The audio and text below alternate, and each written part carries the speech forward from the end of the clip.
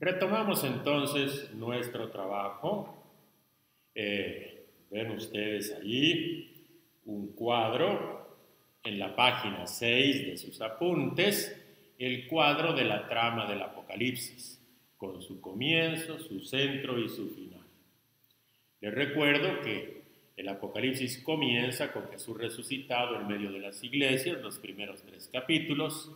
Luego, su centro son 2 grandes unidades literarias, en donde, como dijimos, en la primera unidad literaria se nos cuenta cómo Dios, por medio del Cordero, revela lo que hacen los opresores y las plagas que padecen.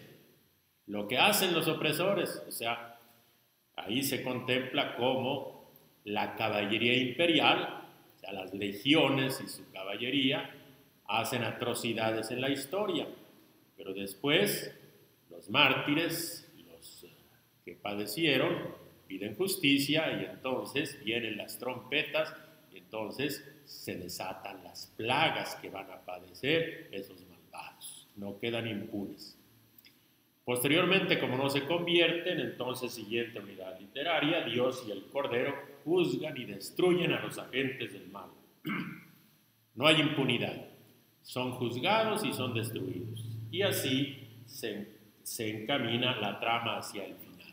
He repetido este cuadrito porque es importante leer cada episodio del Apocalipsis dentro del conjunto, dentro de la trama con la cadena de acontecimientos. No sacar un cuadro de su contexto, aislarlo y luego manipularlo según lo que nos interesa. Piensen ustedes si quieren animar a los niños a jugar fútbol.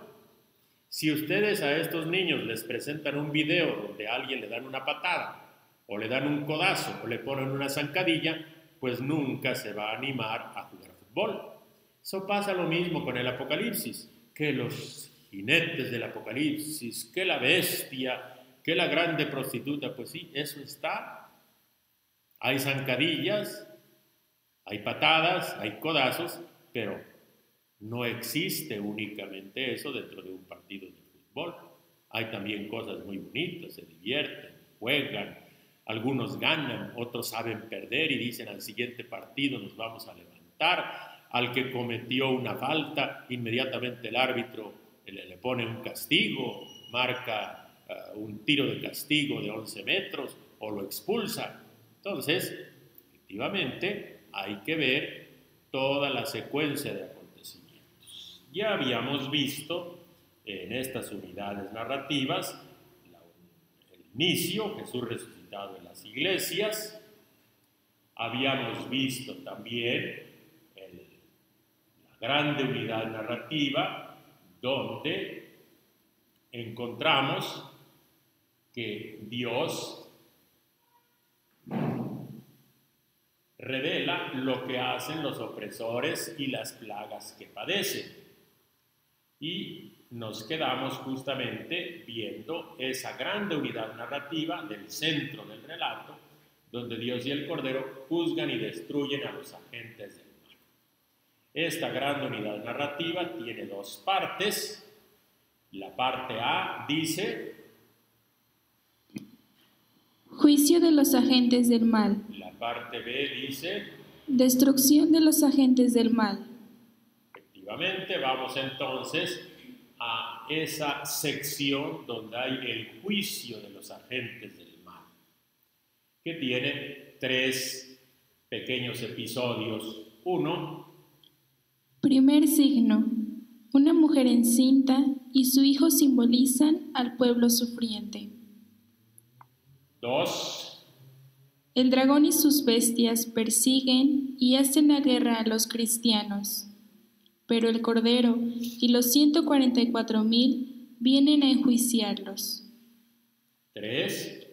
7 plagas y 7 copas de ira contra los opresores. Y entonces, ahora explicamos un poquitito esta grande unidad narrativa del centro del Apocalipsis. Precisamente vemos el gran signo de la mujer encinta con su hijo, que representan al pueblo sufriente, como el dragón y sus bestias. El dragón sobre todo va a querer devorar al hijo de la mujer. Luego se cuenta la actividad de las bestias en la historia, que le hacen la guerra a los cristianos, pero sale el Cordero en su defensa junto con los 144,000 y van a enjuiciar a esos agentes del mal. Enseguida vienen las 7 plagas que nos recuerdan a las plagas de Egipto. Vienen las calamidades de las 7 copas que precisamente recogen las plagas de Egipto, medidas de fuerza contra el faraón opresor. Y por eso estas plagas y estas copas de la ira van en contra de los opresores. Como no se convierten, entonces viene el siguiente episodio, que es la destrucción de esos agentes del mal, que se hace en 4 momentos, porque hay 4 agentes del mal. Momento 1. Presentación y caída histórica de Babilonia. 2. El Cordero vuelve y destruye a las 2 bestias. 3. Dios destruye al dragón diabólico. 4. La muerte y el lugar de los muertos se mueren. Entonces, repito nuevamente, aparece Babilonia, que cayó la gran Babilonia. Aparece el Rey de Reyes, el Cordero Liberador, que destruye a las 2 bestias. Dios destruye al dragón, la serpiente antigua, Satanás, y luego la muerte simplemente se muere. Y así el Apocalipsis se encamina hacia el final. Parte final, unidad 4. Dios recrea todas las cosas para las bodas del Cordero. La trama concluye con una situación final en la que Dios hace nuevas todas las cosas, el cielo, la tierra y la ciudad de Jerusalén. Así es. Entonces, todo nuevo. Nuevo cielo, nueva tierra, nueva ciudad. Luego concluimos, último capítulo. La revelación de Jesús en el libro profético queda certificada por el ángel, Jesús y Juan en el epílogo epistolar. Es el novio que se acaba de casar, llega a certificar el libro. Entonces, vamos ahora a continuar en la página 7 de nuestros apuntes, que nos va a presentar precisamente el marco sociopolítico y cultural. Introducción.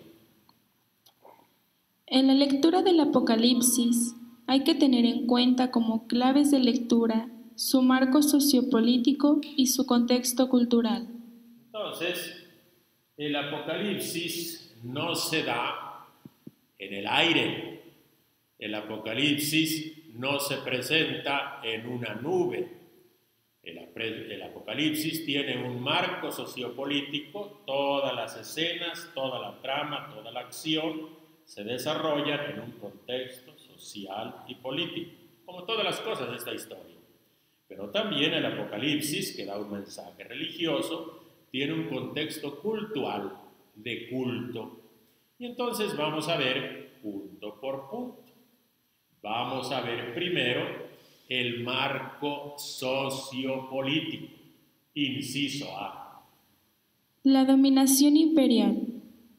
En el Apocalipsis se habla del trono de Satanás y de la bestia en clara alusión al dominio imperial, que tiene poderío sobre toda raza, pueblo, lengua y nación.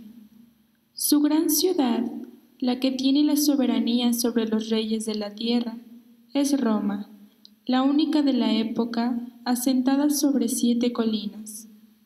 Con ella interactúan los reyes de la tierra, los magnates, los tribunos, los ricos, los poderosos. Se trata de un imperio esclavista donde hay esclavos y libres, y comercial, operando por mercaderes, capitanes, oficiales de barco y los marineros, y cuantos se ocupan en trabajos del mar. Explicamos poquito. Entonces, el marco sociopolítico del Apocalipsis es el imperio romano. Roma le da nombre a todo el imperio. Y este es un imperio esclavista, donde hay hombres libres y hay esclavos. Y es un imperio comercial, que comercia las mercancías que se producen en los bordes del mar Mediterráneo. Bien. Pero este imperio, nos dice el Apocalipsis, se expresa precisamente a través de un poder sociopolítico, que está sentado en su trono, pero según el Apocalipsis es el trono de Satanás, que tiene poderío y que precisamente reside en la gran ciudad.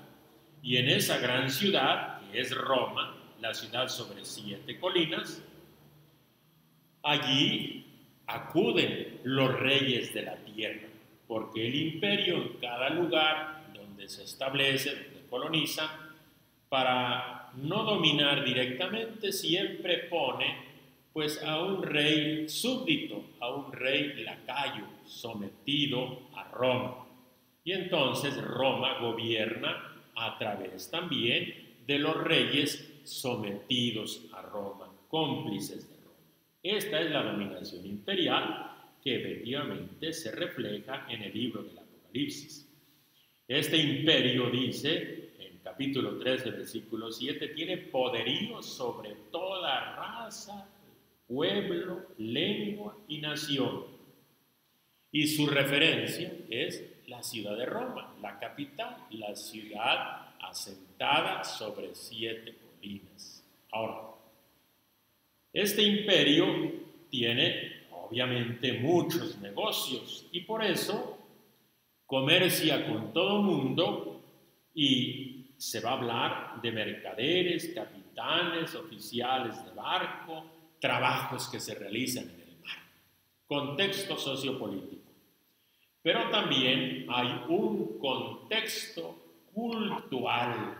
El culto aparece en el Apocalipsis. La trama del Apocalipsis está envuelta en una atmósfera cultural. Se introducen varias acciones rituales organizadas, sobre todo en los capítulos 4 y 5. Entonces, recuerdo que en el Apocalipsis hay celebraciones litúrgicas, acciones rituales, y están perfectamente organizadas. En los capítulos 4 y 5 encontramos una de esas acciones litúrgicas, pero en el resto del libro va a haber muchas más, sobre todo cánticos religiosos. Vamos a ver entonces en la siguiente columna esas acciones litúrgicas. Y estas acciones litúrgicas son realizadas en primer lugar por oficiantes, que son los 24 ancianos, los 4 vivientes, los ángeles, todas las criaturas, una muchedumbre incontable, los santos, los siervos de Dios y las naciones. Siguiente punto. Lugar de culto. Es el cielo, donde no hay templo. Tiempo. Sin descanso, día y noche se da culto. Los siervos de Dios le darán culto por los siglos de los siglos. Diálogo litúrgico. En el Apocalipsis hay saludos, invitatorios a adorar, hay alabanzas, oraciones, himnos y cantos. Aclamaciones litúrgicas. Eso que todavía nosotros seguimos utilizando, precisamente en continuidad con la misma fe del Apocalipsis. Nosotros decimos amén, decimos aleluya, o las combinamos amén, aleluya. Otras que decimos y están en el Apocalipsis, por los siglos de los siglos, y decimos sí, amén. Y luego la bellísima adoración a Dios, el trisagio, 3 veces santo, santo, santo, santo.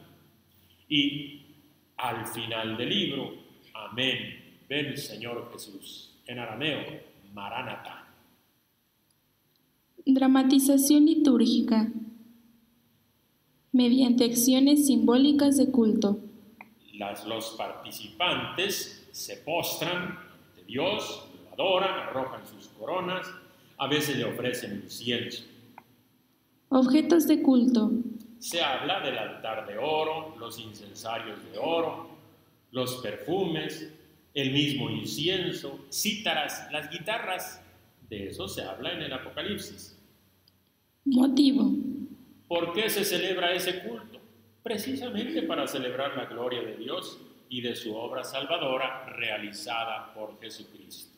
Entonces, con esto tenemos el contexto cultual, que junto con el contexto del imperio nos dan los marcos propios del Apocalipsis, las escenas del Apocalipsis, los personajes del Apocalipsis tienen que ver con este mundo sociopolítico y con este mundo cultural. Pasamos ahora a la siguiente página, página número 8.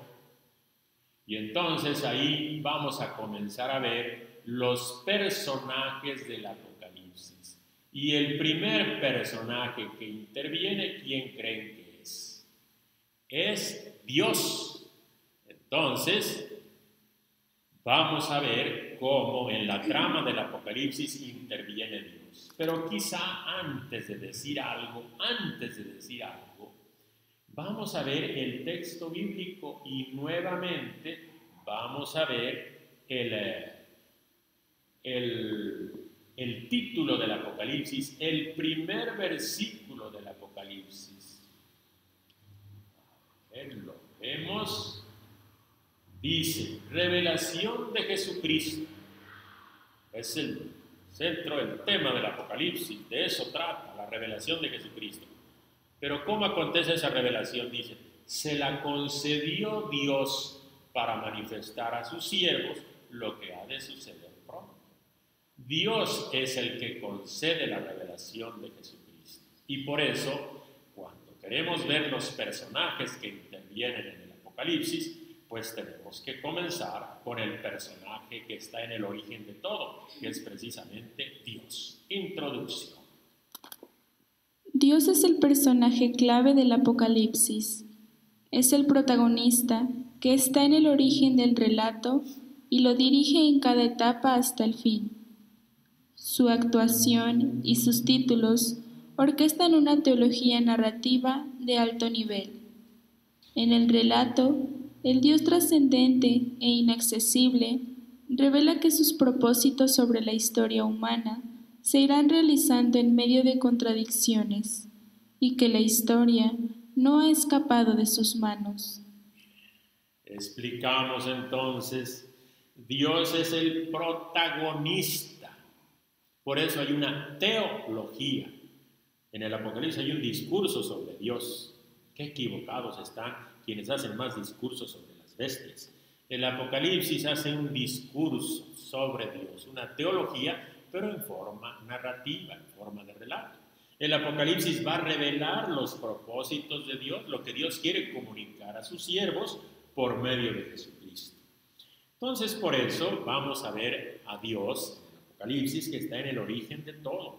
Se presenta su actuación, se le dan títulos y vamos a ver lo que Él nos va a revelar sobre la historia humana. Y en rojo subrayé, la historia no ha escapado de sus manos. Los lectores del Apocalipsis, las comunidades cristianas, a pesar de que están en una circunstancia de sufrimiento, tienen que saber que a pesar de todo eso, la historia no va dando tumbos, no está perdida. Seguimos estando en las manos de Dios. La historia no escapa de sus manos. Continuamos entonces ahora analizando a Dios como personaje. En el relato del Apocalipsis, Dios interviene como personaje. Su papel es el de un revelador discreto que ejerce una soberanía absoluta. Y explico brevemente esto. Entonces, Dios interviene en la historia. No es un Dios lejano que está allá arriba en el Olimpo. Interviene en la historia. E interviene con soberanía absoluta. esto de la soberanía de Dios es muy importante. Es precisamente el contraste de el que se cree soberano de la historia, que en el tiempo del Apocalipsis es el César. No. El César cree que manda, pero la soberanía absoluta la tiene Dios. Y Dios nos va a revelar realmente lo que está sucediendo en la historia. Entonces, analizando a Dios como personaje, vamos a ver cómo lo presenta el Apocalipsis. Primer rasgo de Dios. El que está sentado en el trono.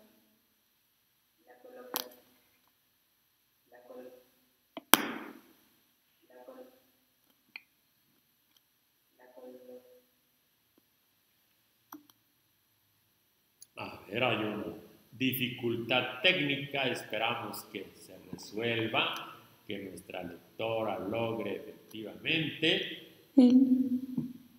El que está sentado en el trono. La colocación de Dios en el escenario del Apocalipsis es lo más significativo. Dios es el que está sentado en el trono. El trono se menciona 47 veces en el Apocalipsis. La mayoría es el trono de Dios. El trono de Dios. Así, se enfatiza su soberanía absoluta. Pero el dragón y la bestia también tienen su respectivo trono, el trono de Satanás. Se plantea así el antagonismo de Dios con el César y sus reyes, y se desata el conflicto principal de la trama del Apocalipsis. ¿Quién está en el trono? ¿Quién gobierna? ¿Quién debe recibir culto? Por otra parte, el trono de Dios está ubicado en el centro de varios círculos concéntricos formados por los 4 vivientes, los 24 ancianos, miríadas de ángeles y todas las criaturas. Dios es el centro de toda la creación y tiene el señorío absoluto sobre la historia. Explicamos este asunto que es fundamental. Es la clave del Apocalipsis. Y nuevamente vuelvo a recordar, el Apocalipsis tiene como, digamos, protagonistas fundamentales Dios y el Cordero. Y en primer lugar, Dios, el origen de todo. Y curioso, lo presenta sentado en su trono. Y así se manifiesta su soberanía absoluta. Siempre que se habla de Dios, está sentado en su trono. 40 y tantas veces se menciona un trono y casi siempre es el de Dios. Entonces, vamos a ver que no solamente está el trono de Dios, también se habla que el dragón y la bestia tienen tronos, porque Dios tiene sus antagonistas. Dios tiene unos propósitos para la historia, pero en la historia también intervienen los agentes del mal. Y así es como encontramos el conflicto principal del Apocalipsis, que hace la trama muy interesante. A ver, cuando están Dios y está el dragón y sus bestias, ¿quién gobierna? ¿Quién tiene el verdadero trono? ¿A quién hay que recibir culto? ¿Quién debe recibir culto? ¿De quién hay que esperar una orientación definitiva y fundamental sobre la historia? Bueno, y aquí nosotros vamos a ver que el trono de Dios siempre está en el centro. Cuando visitamos la sala del trono, siempre vamos a encontrar a Dios en el centro. Y alrededor de él encontraremos una serie de círculos concéntricos como en una corte. Pero Dios es el centro de la creación y tiene el señorío de la historia. Vamos entonces ahora a continuar. La presentación de Dios en la sala del trono es una buena ilustración de la teología narrativa del Apocalipsis. Y efectivamente, ahora vamos a leer el capítulo 4 del Apocalipsis, donde el ángel intérprete lleva al receptor de la revelación revelación, que es el profeta Juan, y nos va a decir que se abrió una puerta del cielo y allí va a entrar el profeta y va a ver la sala del trono. Leemos el texto de esa sala del trono. Para apoyarnos, vamos a buscar nuestro texto bíblico, y vamos a leer el capítulo 4. Todo el capítulo 4, que no son muchos versículos. Entonces, comenzamos en el versículo 1. Después tuve una visión. He aquí que una puerta estaba abierta en el cielo, y aquella voz que había oído antes, como voz de trompeta que hablara conmigo, me decía: Sube acá, que te voy a enseñar lo que ha de suceder después. Al instante caí en éxtasis. Vi que un trono estaba erigido en el cielo, y uno sentado en el trono. El que estaba sentado era de aspecto semejante al jaspe y a la cornalia, y un arco iris alrededor del trono, de aspecto semejante a la esmeralda. Vi 24 tronos alrededor del trono, y sentados en los tronos a 24, ancianos con vestiduras blancas y coronas de oro sobre sus cabezas. Del trono salen relámpagos y fragor y truenos. Delante del trono arden 7 antorchas de fuego, que son los 7 espíritus de Dios. Delante del trono, como un mar transparente, semejante al cristal, en medio del trono y en torno al trono, 4 vivientes llenos de ojos por delante y por detrás. El primer viviente como un león, el segundo viviente como un novillo. El tercer viviente tiene un rostro como de hombre.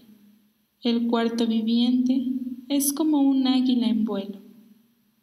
Los 4 vivientes tienen cada uno 6 alas.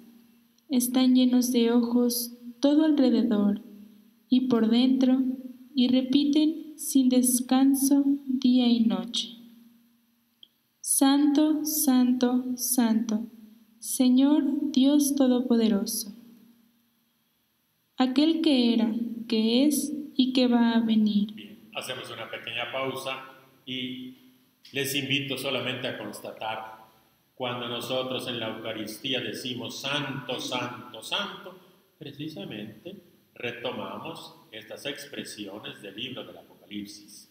¿Y a quién le dice? A Dios el Todopoderoso. Y vean cómo lo define: aquel que era, que es y que va a venir. Era en el pasado, es en el presente y va a venir en el futuro. Es el Dios de todos los tiempos, es el Dios de la historia.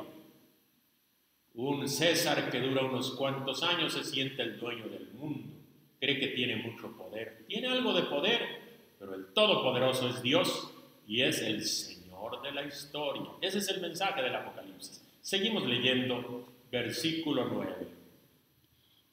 Y cada vez que los vivientes dan gloria, honor y acción de gracias al que está sentado en el trono y vive por los siglos de los siglos, los 24 ancianos se postran ante el que está sentado en el trono y adoran al que vive por los siglos de los siglos, y arrojan sus coronas delante del trono, diciendo: Eres digno, Señor y Dios nuestro, de recibir la gloria, el honor y el poder, porque tú has creado el universo, por tu voluntad existe y fue creado. Hasta ahí. Termina el capítulo 4, que es precisamente una visión de la sala del trono. Y ahí vemos la acción de culto, un culto celeste. Vamos ahora a explicar algunos elementos muy rápidamente de esta acción cultural que se le da a Dios en la sala del trono. Allí tenemos un cuadrito, entonces pasamos y vamos explicando elemento por elemento. Punto 1. Uno sentado en el trono, Es Dios como rey y juez. jaspe, cornalia. Es el brillo, la permanencia de Dios. Un arco iris, Evoca la alianza de paz de los tiempos del diluvio. 24 tronos, Es el consejo divino, Dios en su corte. 24, el pueblo de las 12 tribus del Antiguo Testamento y los 12 apóstoles del Nuevo Testamento. vestiduras blancas, El blanco, signo de victoria, de gloria, de pureza. Blanco, color de la Pascua. coronas de oro, La condición regia de quienes están ante el trono de Dios, porque Dios nos hizo reyes y sacerdotes. relámpagos, truenos, Siempre que hay relámpagos y truenos en la Biblia, son los signos de una manifestación de Dios, de lo que llamamos teofanía, manifestación de Dios. Una importante es la del Sinaí. 7 antorchas, El mismo Apocalipsis nos lo explica, esas 7 antorchas, ¿qué cosas son? Ese fuego de las antorchas. Son los 7 espíritus de Dios, o sea, es la plenitud del Espíritu de Dios. Por el número 7, 7 es el Espíritu de Dios que está allí presente. mar transparente, Son las aguas superiores de la bóveda celeste, como lo presenta el capítulo 1 del Génesis. O sea, está la tierra y hay una especie de campana y arriba de esta campana están las aguas y de ahí se abren las compuertas y así llueve. Es la visión de aquella época. Y Dios está por encima de eso simbólicamente y por eso a sus pies hay un mar transparente. 4 vivientes, Son los vivientes, de ahí zoología, los animados, los vivientes, son las fuerzas del mundo creado. llenos de ojos, Los vivientes llenos de ojos, los ojos, algo que indica la ciencia. Estos ojos nos muestran que esos vivientes saben y pueden todo, como Dios. Dios les participa precisamente esa condición suya. Por cierto, esos 4 vivientes simbólicamente han sido interpretados como los 4 evangelistas. Un día explicamos esto. Pasamos ahora a la siguiente página. El otro personaje. Vamos a ver de qué personaje se trata. Ya presentamos a Dios. ¿De quién más puede hablar el Apocalipsis? Entonces, vamos a ver. Vamos a la página 9. Página 9. Entonces, nada menos que de Jesús. El Apocalipsis nos habla de Jesús. Vamos a ver esta introducción. El Apocalipsis centra su atención en el personaje Jesucristo, coprotagonista del relato. Su presencia entre las comunidades les da consuelo. Según el prólogo, el argumento del Apocalipsis es la revelación de Jesucristo que hace Dios a sus siervos. Y así tenemos un esquema que dice, Dios hace una revelación de Jesucristo a sus siervos. Pero como aquí mencionamos a Dios, intencionalmente dejé esto para recordar el papel fundamental de Dios como el origen de todo. Sin duda aparece Jesucristo, pero vamos a volver a la página anterior, a la página número 7, y vamos a ver los títulos, los nombres y los, página 8, perdón, los nombres y los títulos de Dios, porque Dios es el que da la revelación a Jesucristo. Jesucristo no tiene sentido sin Dios. Entonces, volvemos a la página anterior y vamos a ver esos nombres y esos títulos de Dios. Introducción. El Apocalipsis, con un lenguaje plástico y lleno de imágenes, caracteriza a Dios con nombres y títulos de dignidad tomados del Antiguo Testamento. Los que más resaltan son los que describen su soberanía absoluta sobre la historia y la naturaleza. Algunos títulos se expanden para ilustrar su trascendencia. Dios es el totalmente otro. Solo Dios es el Todopoderoso, y el que es, era y ha de venir. Entonces explico un momentito cómo en el Apocalipsis a Dios se le dan varios títulos de dignidad, prácticamente todos tomados del Antiguo Testamento para ilustrar su soberanía absoluta y su trascendencia. Estos títulos nos muestran que Dios es el totalmente otro. No es un individuo como los que conocemos en este mundo, en esta tierra. Dios es el totalmente otro. Por eso, un título todopoderoso, en contraste con los que tienen poder en este mundo. Dios es todopoderoso. Varias veces se le da ese título. Y el que más nos importa, por lo menos aparece 2 veces, el que es, que era y que ha de venir. Es en el presente, era en el pasado y ha de venir, el Señor de la historia. Y ahora pasamos al cuadrito y vemos esos nombres y títulos de Dios. Primer renglón. Padre, el que está sentado en el trono, el Señor Dios Todopoderoso, aquel que es, que era y que ha de venir. Esto es efectivamente lo que más aparece para nombrar a Dios. Y vean, Padre, Dios es el Padre, es el título del Nuevo Testamento. Así nos enseñó Jesús a llamar a Dios. Y luego, en 2 columnas, enlisto otros títulos de Dios. Primera columna.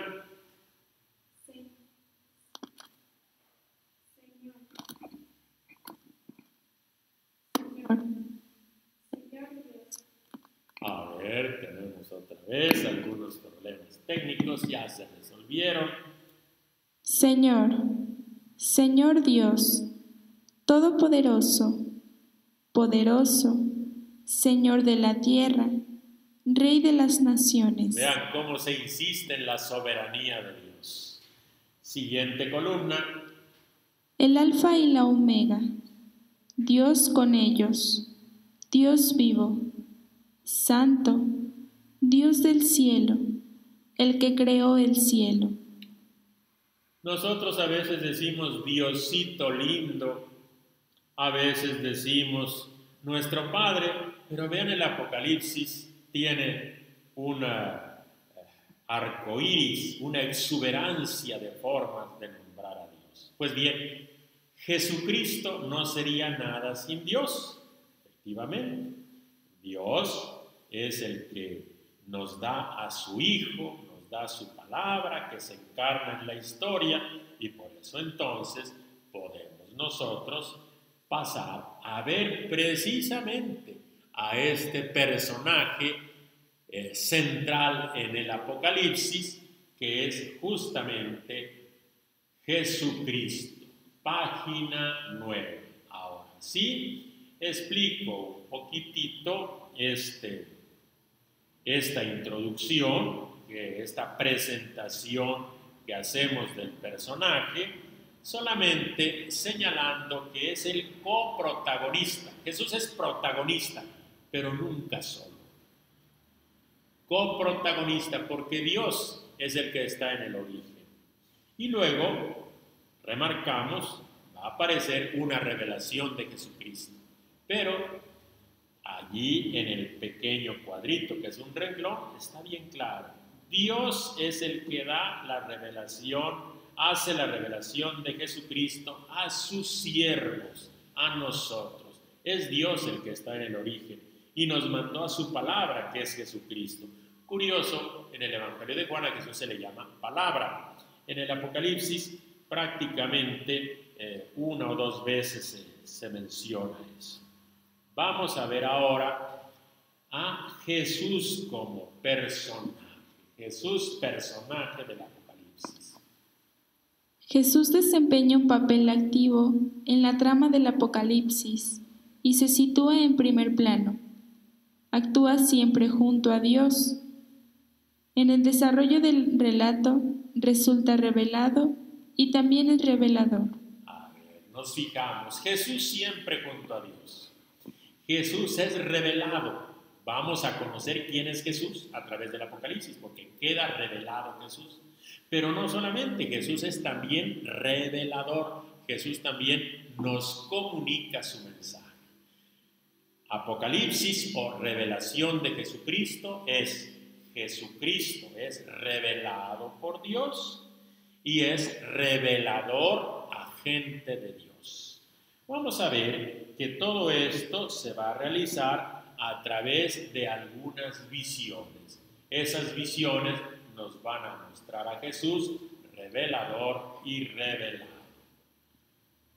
El relato ofrece llamativos retratos de Jesús. Lo muestra y caracteriza actuando en varias visiones cargadas de simbolismo y ubicadas en momentos decisivos de la trama. Se trata de una revelación de Jesucristo. Las imágenes permiten conocer diversos aspectos de su persona. El relato comienza y termina con una visión de Cristo. En el centro de la narración se distribuyen otras. Explico entonces. Quiero resaltar que el Apocalipsis muestra y nos da las características, los rasgos de Jesús. En el Apocalipsis vamos a ver a Jesús, por eso es revelación de Jesucristo. Y esto lo hace mediante visiones, mediante un lenguaje figurado, lenguaje de imágenes, lenguaje metafórico.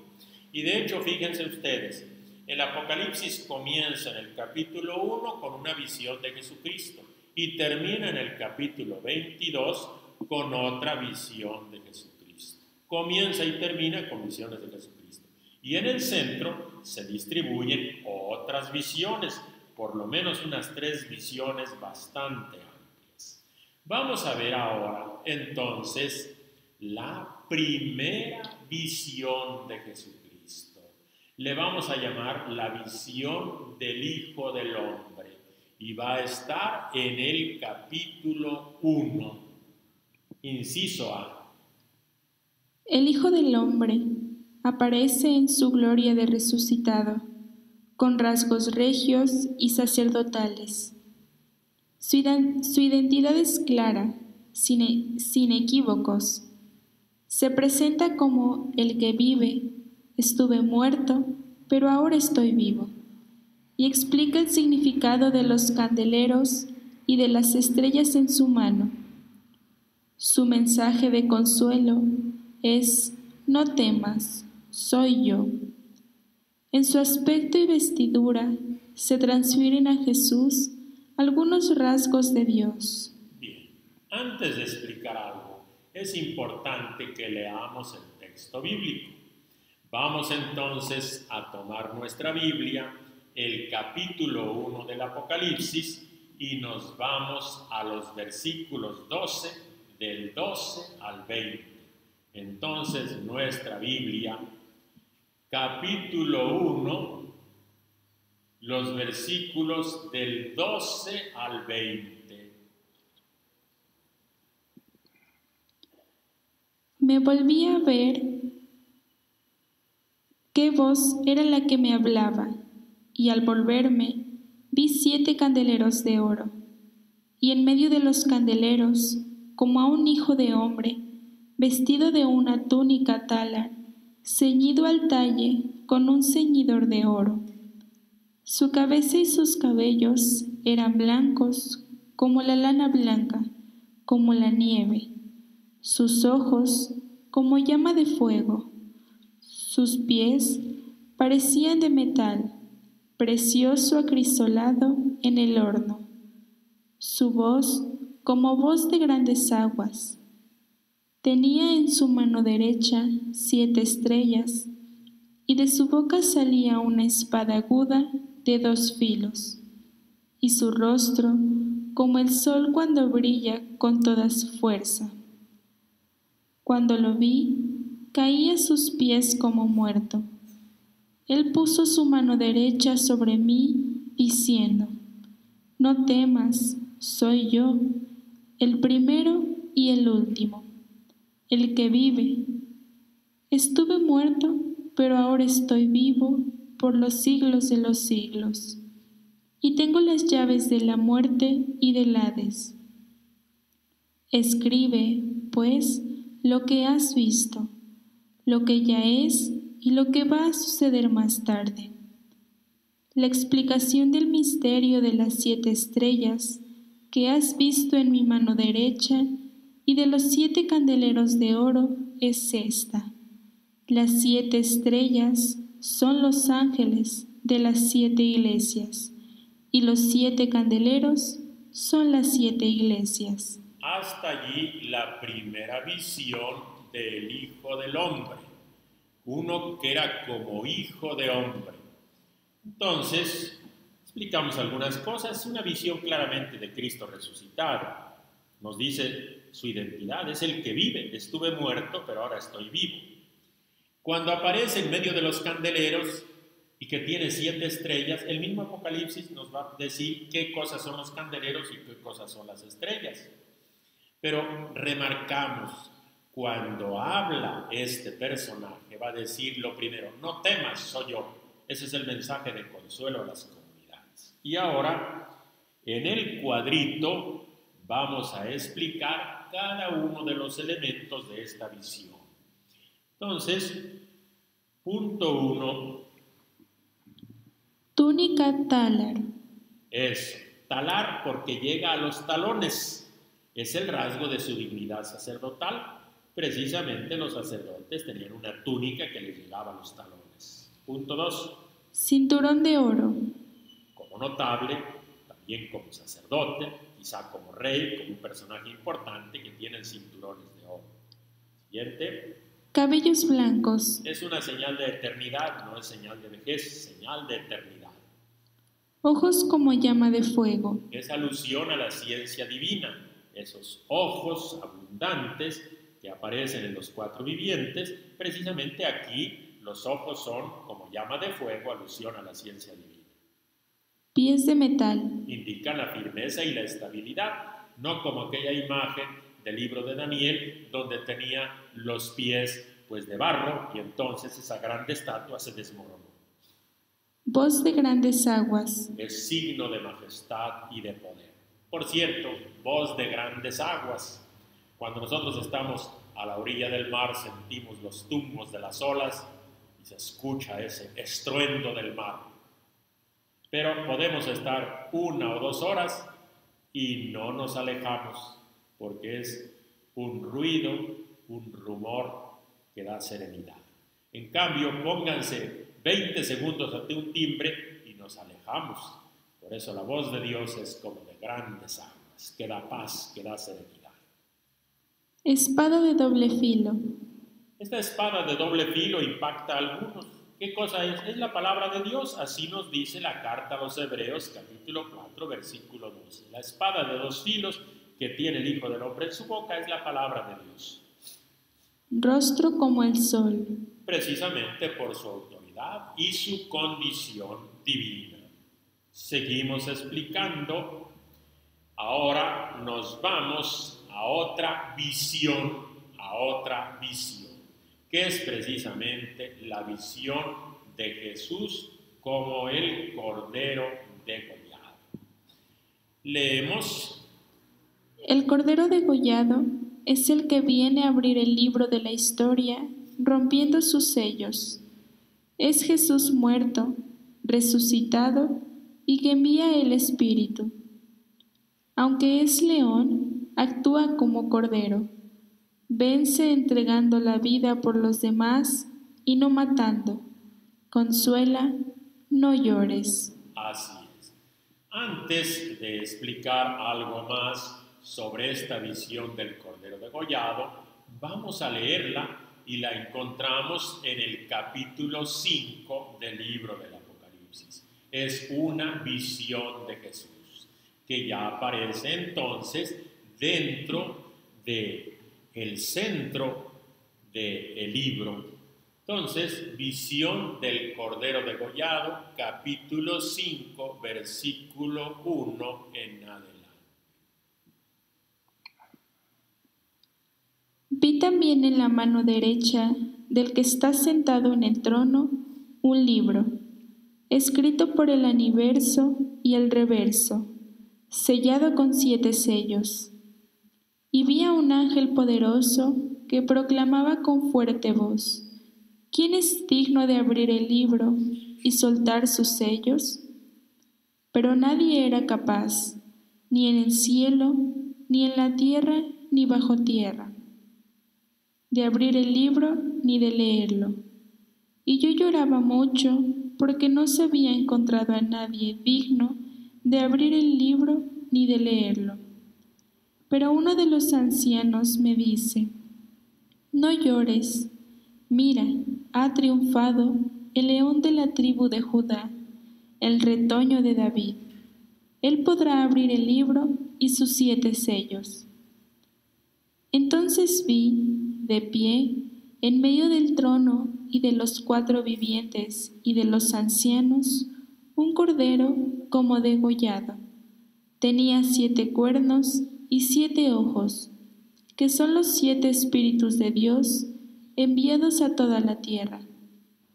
Y se acercó y tomó el libro de la mano derecha del que está sentado en el trono. Cuando lo tomó, los 4 vivientes y los 24 ancianos se postraron delante del Cordero.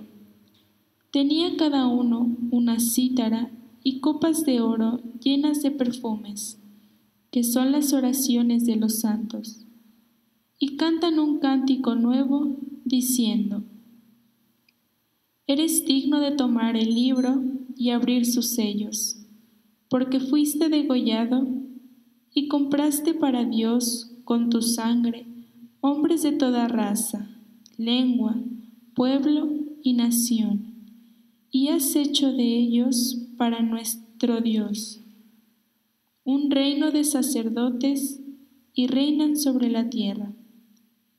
Y en la visión oí la voz de una multitud de ángeles alrededor del trono, de los vivientes y de los ancianos. Su número eran miríadas de miríadas y millares de millares, y decían con fuerte voz: digno es el Cordero degollado de recibir el poder, la riqueza, la sabiduría, la fuerza, el honor, la gloria y la alabanza.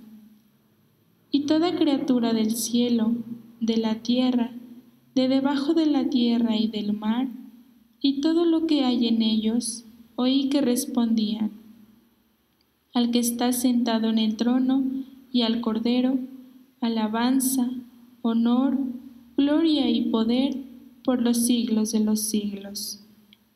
Y los 4 vivientes decían: amén. Y los ancianos se postraron para adorar. Antes de explicar esta visión, quisiera que nos detuviéramos en la última alabanza. Dice: al que está sentado en el trono, o sea, Dios, y al Cordero, alabanza, honor. Y luego los vivientes se postran para adorar. Adoran a Dios y adoran al Cordero. El que está sentado en el trono es Dios. Bueno, ahora sí, explicamos algunos elementos de esta visión tal como los tenemos en nuestro cuadrito. El cuadrito del Cordero degollado. Punto 1. Ha triunfado. Jesús es el vencedor de la muerte. Trae consuelo y esperanza saber que Él ha triunfado, que ha vencido, que no fue derrotado en la cruz. El león de la tribu de Judá. El león es un animal muy poderoso. Aparece así en los oráculos mesiánicos. Judá es un leoncillo, se nos dice. El retoño de David. Retoño es signo de vida en el viejo árbol mesiánico. David es el ungido del Señor, prototipo del Mesías. El libro. El libro que tiene Dios en su mano derecha es el plan de Dios sobre la historia humana. sobre su sentido, su desarrollo, su sentido último. 7 sellos. El libro está sellado, tiene 7 sellos. Lo cerrado de este libro nos muestra que la historia es enigmática, que no descubrimos su sentido, que aparece a veces un poco oscura, que no sabemos qué cosa nos espera en la vida. Por eso el libro está sellado y por eso hay alguien que lo tiene que abrir. Un cordero degollado. Es el cordero de la noche pascual que fue degollado y con su sangre liberó al pueblo. De pie. O sea, está degollado, o sea, lo mataron, pero está de pie, ha resucitado, es signo de victoria, se levantó de la muerte. En medio del trono. Esto nos muestra que participa del poder divino. Dios está sentado en el trono y en medio del trono, ¿quién está? El Cordero, está Jesús participando de su poder divino. 7 cuernos. Sabemos que los cuernos, ya habíamos dicho antes, son un signo de la fuerza. Por lo tanto, si el Cordero tiene 7 cuernos, tiene toda la fuerza y tiene todo el poder de Dios. 7 ojos. Otra vez, son los 7 espíritus de Dios, ahí se nos explica. Ahora, los 7 ojos, más que aludir a la ciencia divina, nos dice el mismo Apocalipsis en 5:6, los 7 ojos son los 7 espíritus de Dios. El espíritu de la ciencia. Es la visión perfecta, es toda la sabiduría de Dios. Él podrá abrir el libro. Eso, el libro es el libro sellado, enigmático de la historia, solo lo puede descifrar Jesús. Él puede revelar el sentido de la historia. Y así entonces explico ahora la introducción. Todo el mundo lloraba porque nadie podía abrir ese libro y de repente anuncian, ha triunfado el león de la tribu de Judá y apareció un cordero degollado porque murió, pero de pie porque está resucitado. Ese león de la tribu de Judá es un cordero, no es una fiera, es un cordero que da su vida y que con su sangre nos salva. Y fíjense cómo cuando se va a presentar al cordero se dice, no llores porque ha triunfado el león de la tribu de Judá. Cuando hay penalidades no hay que llorar, ha triunfado nuestro Señor Jesucristo. Esa es señal de esperanza. Y aquí es conveniente que hagamos una pausa. Descansamos un momento.